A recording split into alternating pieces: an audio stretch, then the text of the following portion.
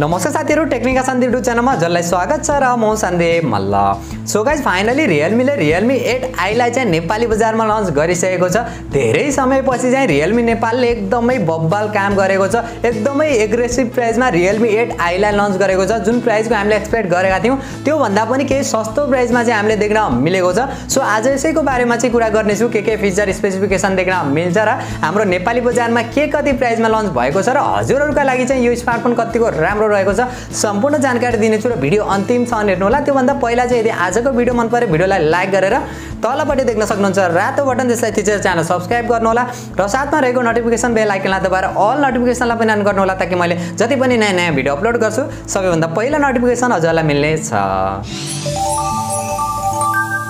Okay so guys अब चाहिँ ढिला नगरी आजको भिडियो सुरु गर्न चाहन्छु र Realme 8i को बारेमा कुरा गर्ने हो भने सबैभन्दा पहिला चाहिँ म यसको डिजाइन, डिस्प्ले र बिल्ड क्वालिटीबाट चाहिँ सुरु गर्न चाहन्छु।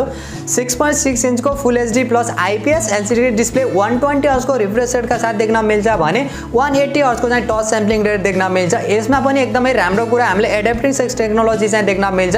45 देखि 120 हर्ट्ज को रिफ्रेश रेट सम्ममा चाहिँ अटोमेटिक स्विच हुन्छ जो एकदमै राम्रो कुरा पनि रहेको छ भने 600 निट को चाहिँ ब्राइटनेस देख्न मिल्छ। 400 ppi को पिक्सल डेन्सिटी देख्न मिल्छ। अगाडिपट्टिको डिजाइन चाहिँ ग्लासको देख्न मिल्छ तर पछाडिपट्टिको डिजाइन चाहिँ फुल प्लास्टिकको देख्न मिल्छ। प्लास्टिककै फ्रेम देख्न मिल्छ। ओभरअलमा डिजाइन, डिस्प्ले र बिल्ड क्वालिटीको बारेमा कुरा गर्ने हो भने एकदमै बब्बाल मान्न सकिन्छ।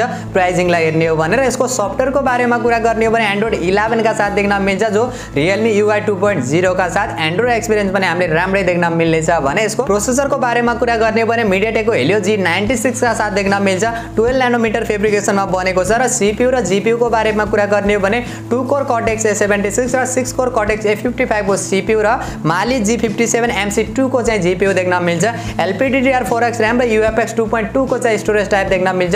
रिड एन्ड राइट को एक्सपिरियन्स पनि हामीले डिसेन्ट खालको देख्न मिल्छ भने ओभरअलमा यो प्रोसेसरको बारेमा र यसको गेमिङ परफर्मेन्सको बारेमा कुरा गर्ने हो भने जुन प्राइसमा यो स्मार्टफोन नेपाली बजारमा लन्च भएको छ त्यो प्राइसिङलाई हेर्ने हो भने एकदमै बब्बाल देख्न मिल्छ र एकदमै कमालको कुरा चाहिँ यो चिपसेटका साथ आउने पहिलो स्मार्टफोन पनि रहेको छ र यसको क्यामेराको बारेमा कुरा गर्ने हो भने पछाडिपट्टि हामीले तीनवटा क्यामेरा देख्न मिल्छ जो मेन क्यामेरा चाहिँ 50 मेगापिक्सलको Samsungको GN1 सेन्सर देख्न मिल्छ र सेकेन्ड र थर्ड क्यामेरा भने 22 मेगापिक्सलको एउटा ब्ल्याक एन्ड व्हाइट सेन्सर र अर्को चाहिँ माइक्रो सेन्सर देख्न मिल्छ। यहाँनिर चाहिँ अलिकति नराम्रो लागेको छ, कम से कम यहाँनिर अल्ट्रा वाइड वाला सेन्सर दिएको भए चाहिँ अलिकति प्लस पोइन्ट चाहिँ मान्न सकिन्थ्यो।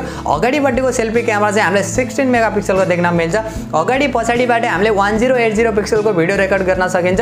ओभरअलमा क्यामेरा फिचर र क्वालिटीको बारेमा कुरा गर्ने हो भने प्राइसिङलाई हेर्ने हो भने डिसेन्ट खालको मान्न सकिन्छ भने अरु फिचर र अरु सेन्सरहरुको बारेमा कुरा गर्ने हो भने साइड माउन्टेड फिंगरप्रिन्ट सेन्सर देख्न मिल्छ। फेस अनलक सेन्सर देख्न मिल्छ। 3.5 mm को हेडफोन ज्याक देख्न मिल्छ। डेडिकेटेड माइक्रो एसडी कार्डको सपोर्ट देख्न मिल्छ।